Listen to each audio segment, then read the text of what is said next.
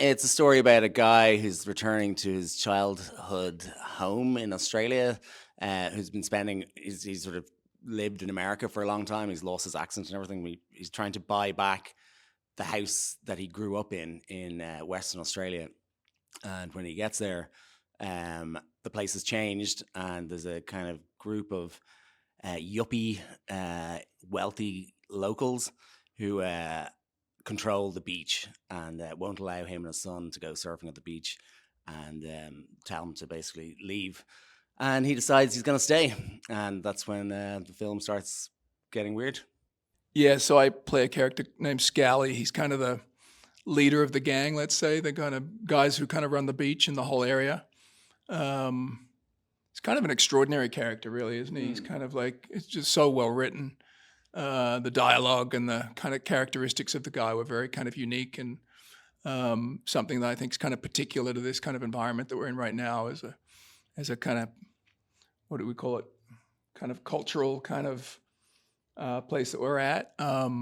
He certainly says a lot of things that most people wouldn't be willing to say. Yeah, it's sort of masculinity in crisis. Yeah, absolutely. Yeah. Yeah. And so he has this kind of, but he's also got,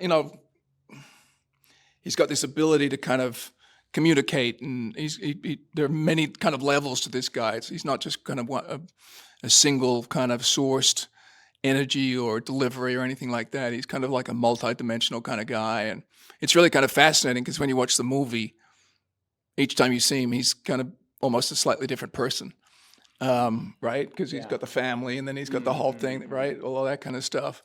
And then he's got this kind of, influence over the Nicholas's character, the surfer, which is it's not so staunchly done. You know what I mean? It's not so like overpowering. It's kind of almost like, it's kind of like he's encouraging sometimes, and then he's definitive other times, and then so he's got these kind of multi-layers to him, and he plays all of these different notes, and so he's a really interesting guy to play. So the story was written by Thomas Martin, a friend of mine, a screenwriter, and he witnessed a fight break out in Australia when he was working there in Sydney between two guys on a beach, and they were wearing suits, and they were like started to kick the shit out of each other, and it kind of stuck with him. And then he wrote like a 2-page outline for this film called The Surfers at the time, and he sent it to me, and we both started chatting and thinking about how we could sort of make it into a movie that could be a sort of a contemporary version of like an exploitation film, like the new wave 60s, 70s Australian films. And yeah, then we just set about, making a film in Australia. Yeah, I mean, that was the story. I mean, it was also inspired by Ballard's Concrete Island. This sort of idea that these, characters are sort of trapped in these cycles, they build up these psychological barriers that kind of trap them in places. So all of those elements were part of the story. The challenge was really finding the right people to play them, and have the right kind of tone in the film, because like it's quite it has there's action, it has some very funny stuff, it gets quite trippy, but it also has drama and emotion and all those kind of things.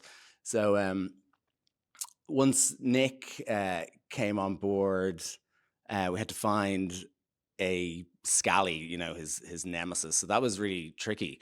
And luckily, Julian stepped in at the right time. It was like perfect. But we didn't actually know totally how that sort of dynamic would work until we were shooting, because there was no time for rehearsals or anything like that. And so the first scene with Julian and Nick is that scene where he's like holding his face and he's trying to get him to eat this burger. And so that was great, though, when it all started coming together, and with the colors and everything on set, going, okay, great. There's this brilliant kind of dynamic between Julian and Nick and their characters, and even just the physicality. You're like slightly taller than him as well, dominating him, and Yeah, so all of that was evolved as well throughout making the film. I mean, I think there's a couple of things you know about Nick, and one is that he's going to bring a lot of energy to the piece. Another is he's probably going to make a pretty distinctive choice of what he wants to play.